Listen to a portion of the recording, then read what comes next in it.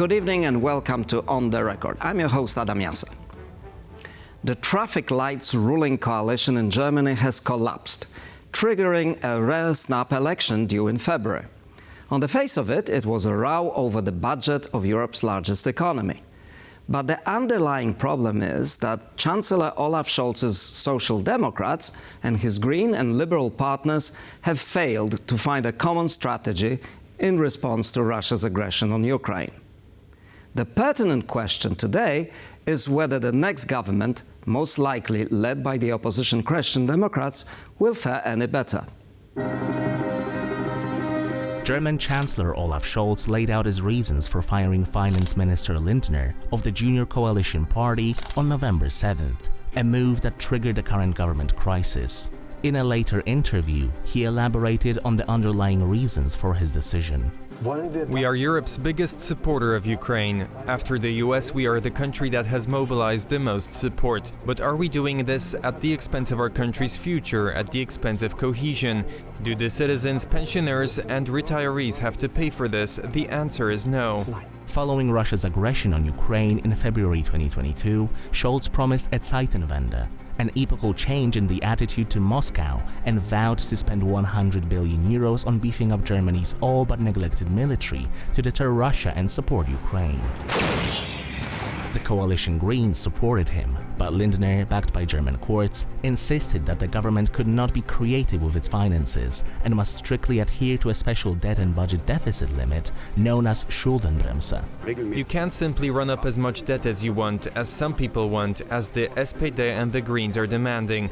We have to abide by the European rules, and these European rules also set limits. And one of the reasons, by the way, why the German government just collapsed was because the Chancellor said that the finance minister would not let him circumvent the debt brake in what is obviously a financial emergency situation that requires larger military spending. A vote of confidence is set for December 16th, with the likely election taking place on February 28th. Opinion polls show conservative CDU-CSU taking the lead with nearly 33% support, followed by far-right Alternative for Germany, now scoring at over 18%, and SPD coming in third with close to 16%. CDU leader Friedrich Merz will need the Free Democrats and possibly also the Greens to form a coalition. He sided with the Liberals on maintaining the debt brake and cutting social spending, and with Greens on their principal attitude to the war in Ukraine. Merz has criticized Scholz for dragging his feet on supplying Ukraine with arms and for sending mixed signals on peace talks with Putin. He said he would give Putin a 24-hour ultimatum to cease hostilities in Ukraine, or else he would send Taurus cruise missiles to Kiev and lift restrictions on using German long-range weapons deep in Russia's territory, something Scholz has ruled out. A major question now is how the anti-establishment far-right and far-left parties, the AfD and the Sarah Wagenknecht alliance, will fare in the elections. Some polls predict that together they could capture a third of the vote. While this outcome would sooner lead to a grand coalition among the mainstream parties than allowing any of the radical parties to enter the government, it could also further destabilize Germany's political scene, just as Europe faces multiple challenges, including a potentially unfriendly administration in the White House.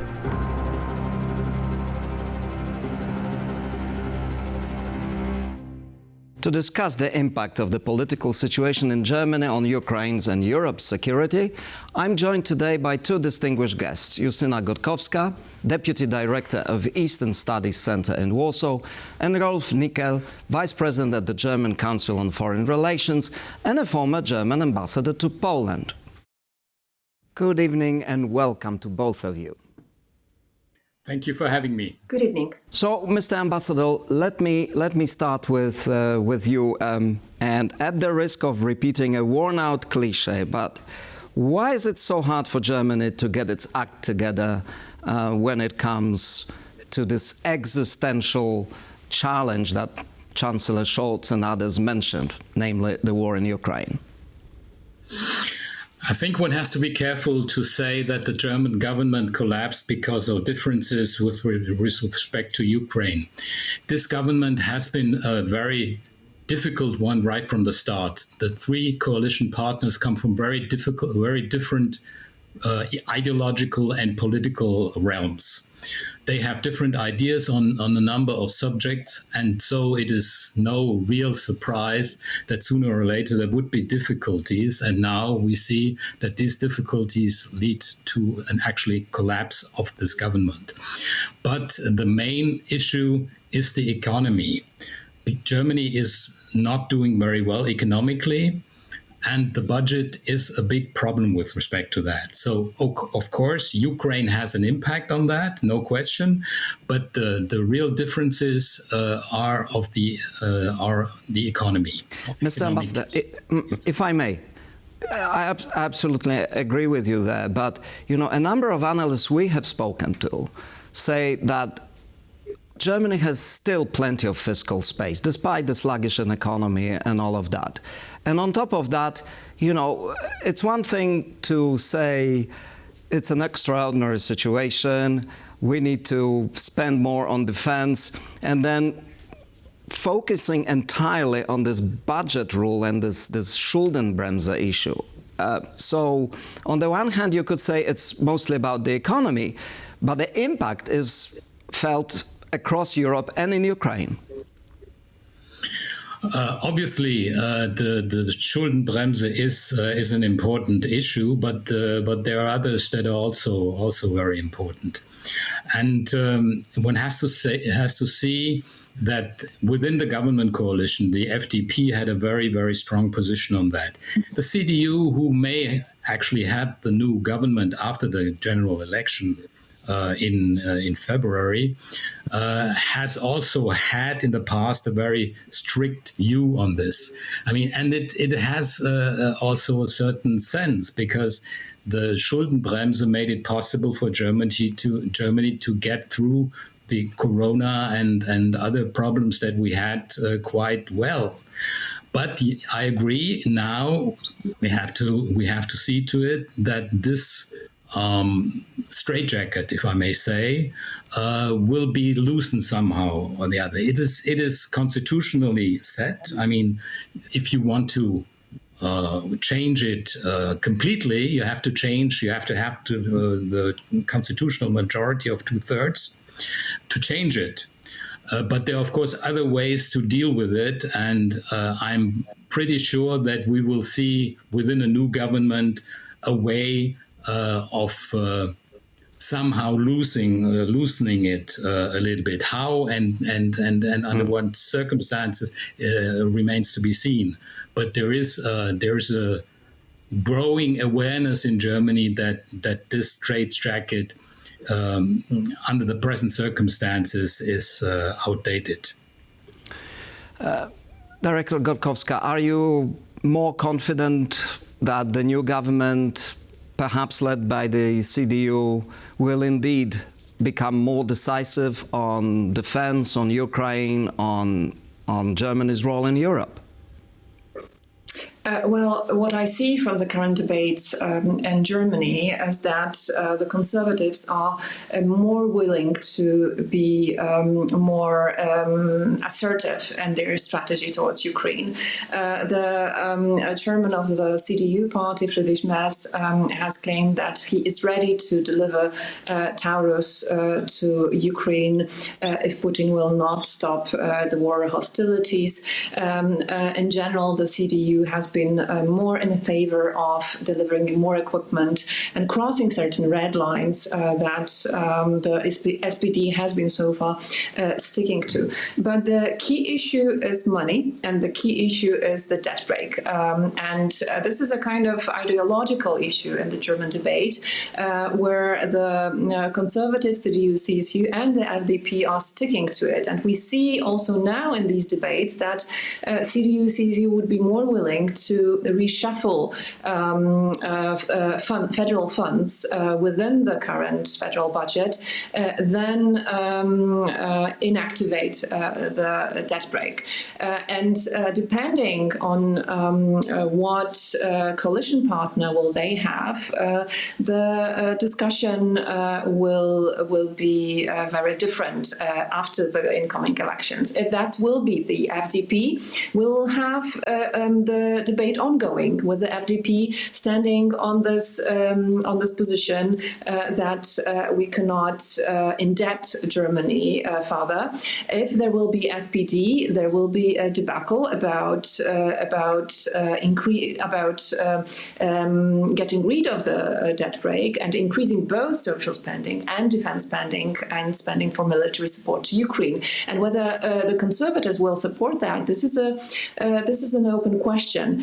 So we will have, after the election, even with the CDU government, a debate about that. But I think that the Trump administration might be a factor that will move this debate forward, because the US, under the new leadership, will expect Germany and overall Europe to do more, to spend more on defense and on Ukraine. Right, but the paradox to me is that it's also possible that the new US administration will be looking at the question of Ukraine through similar lenses as Chancellor Scholz, talking about peace deals with Putin. So the paradox may be that actually, despite the differences, obviously, up to now, the new U.S. administration may be closer to Scholz's thinking about all of this, Ambassador. Well, I think one has to make a big difference between what the U.S. president supposedly wants and what Germany and, by the way, Poland also want.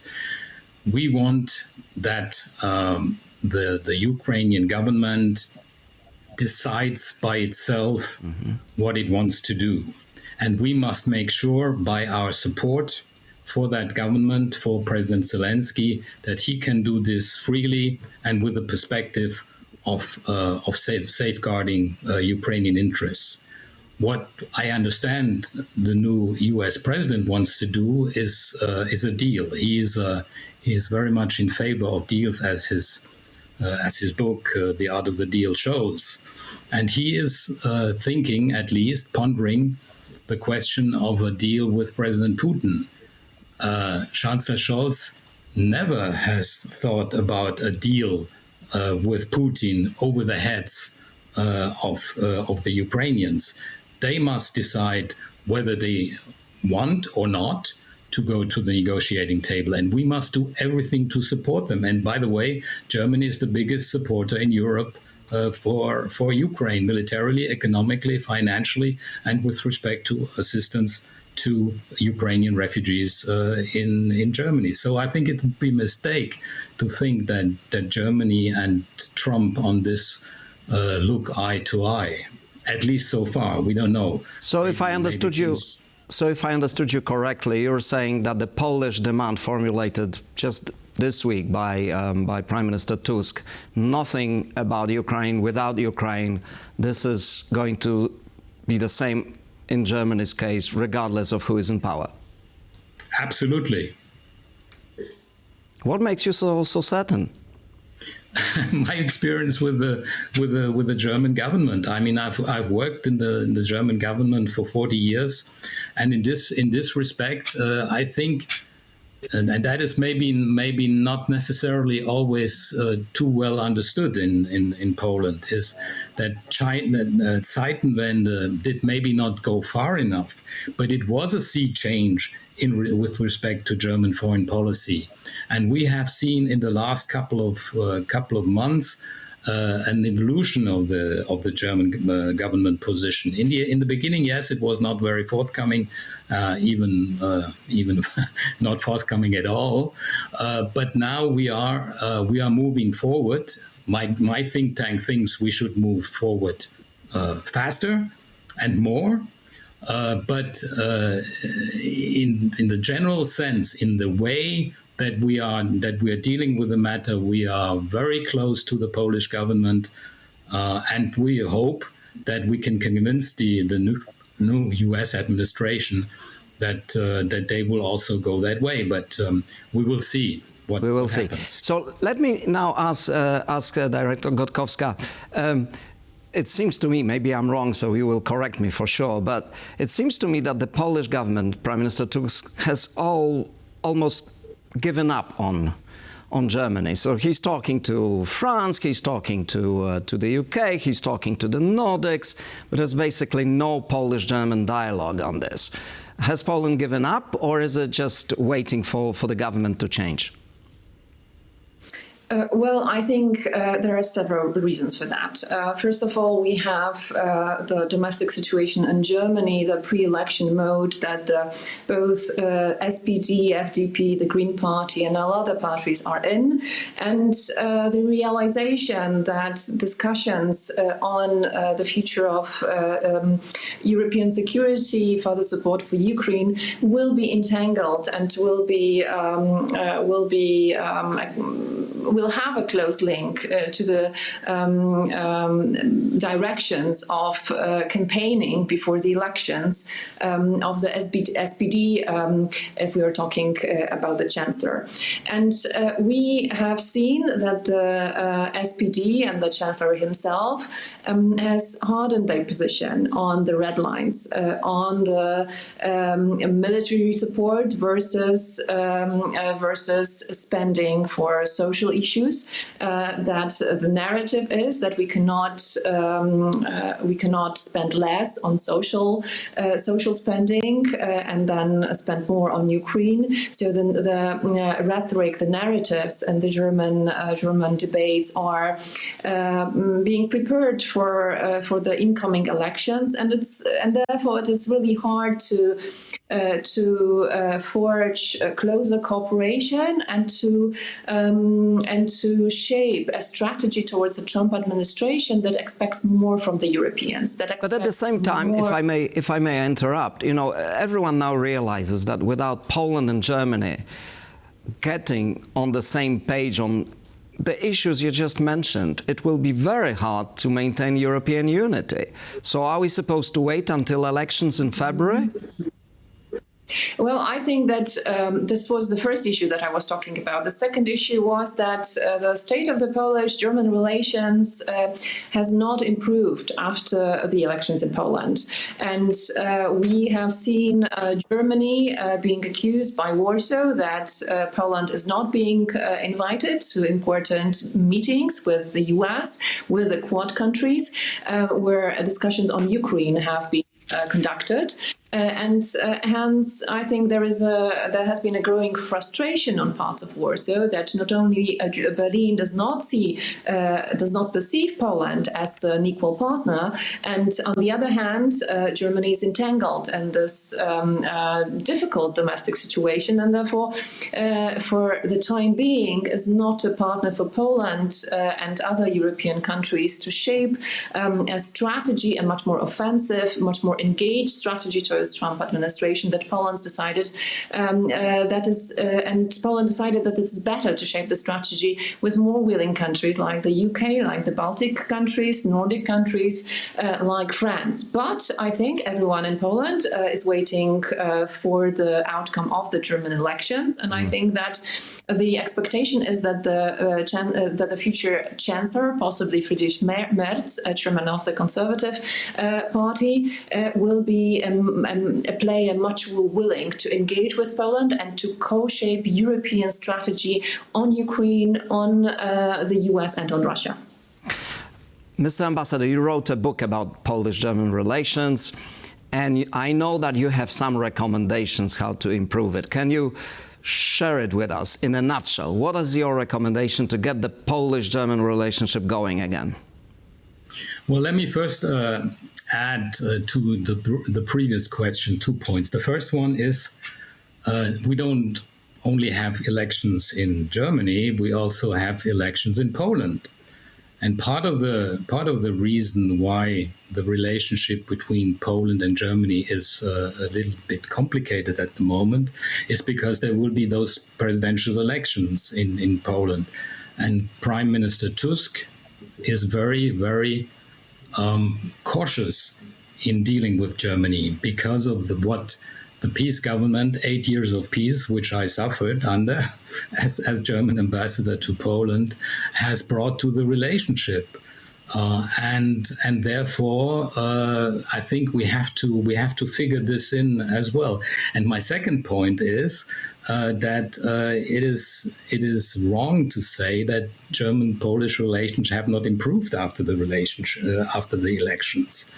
We have, of course, we have problems, and we have to discuss them. But there is no comparison. There is no comparison to the situation before. And now to your question, I think what we need to do in the present circumstances is to get our act together, all of us. There is no sense in trying to divide ourselves. We are together, we are much stronger, and it happens. We will have a meeting of the Weimar Triangle plus Italy, plus I believe Great Britain. In any case, they are invited next week. So the dialogue on this level is ongoing, and it should be intensified. I think it's absolutely crucial that we let not be ourselves be divided. Also in the situation now with the new U.S. government, which in the first term, that's exactly what President Trump was doing, trying to divide Germany and Poland, and we should not do that, and we don't let that happen. And secondly, we need to get our act together when it comes to the European reaction to the crisis in Ukraine. If what many people expect happens with respect to the US administration and Ukraine, we need to do more on the European level. And Poland and Germany are absolutely crucial. One or the other country trying to work around the other one is not a very, I would say, successful proposition under these circumstances. Yes, but the trouble for Warsaw. So let's get our act together together. Okay, but regardless of who is in power in Warsaw, the feeling here is that every time the Warsaw government tries to persuade Germany about something, it hits a wall. So it's hard in those circumstances to forge common policy. And as a matter of fact, when it comes to issues such as the Nord Stream pipeline, you had governments of every hue in Poland warning Germany that this was not an economic enterprise, that this was political, that this was a mistake. Stonewalling in Berlin from, again, whatever administration that there was. So you could understand why Mr. Tusk is cautious, apart from the domestic political considerations that you mentioned. Okay, yeah, no question. And you were gracious enough to mention my book. I am very critical with that. I think it was a big mistake, and our Polish friends told us on many occasions that we were wrong, and we did not want to listen to it. That's absolutely clear. Our Russia policy was not successful. No question about this. But what are the consequences now that we have to draw from that? The consequence is we need to work together in the Russia policy, but also more generally in developing our common defense, the European security and defense policies. There are lots of things that we can do, specifically if the new US administration decides to cut the engagement with respect to NATO or militarily in general. So thank you. Let's work. Thank you, Mr. Ambassador. We're running out of time, so I just wanted to ask that last question to Director Gotkowska. Do you have confidence that if this change of government happens in Germany, Poland and Germany can speak the same language, or at least find areas where they agree and push the European project forward? I think definitely there will be an opening, and it will be much easier to cooperate with a conservative chancellor, because he signaled already in recent weeks and months that he is much more willing to cooperate with Poland and to treat Poland, to co-opt Poland to the circle of the biggest countries who discuss, consult closely among each other and together with the US on the most important issues of Europe, of the European security. That was not the case with regard to Chancellor Scholz, who preferred the bilateral path with France and a very close cooperation with Biden administration. So I do have hope that our relationship will get better after the German elections. I do not think that Germany will go as far on many aspects of support for Ukraine and will not cross all red lines, because we have a certain domestic limitations that also a new government will have to take into consideration. But I suppose it will be much easier to forge a common front in Europe vis-à-vis Russia, vis-à-vis further support for Ukraine, vis-à-vis Trump administration with a new German government. And I think Poland understands that this is the way to go, and we need to go for it. Mr. Ambassador, you concur? Yes, I think it's absolutely right, and I think that the new government in Germany will actually be more forthcoming on these issues, not only because of the ideological disposition, but also because the reality on the ground is such that there are not many other alternatives to that. Thank you both very much for these comments. Thank you for being with us. This was On the Record. Thank you very much for watching, and see you next week.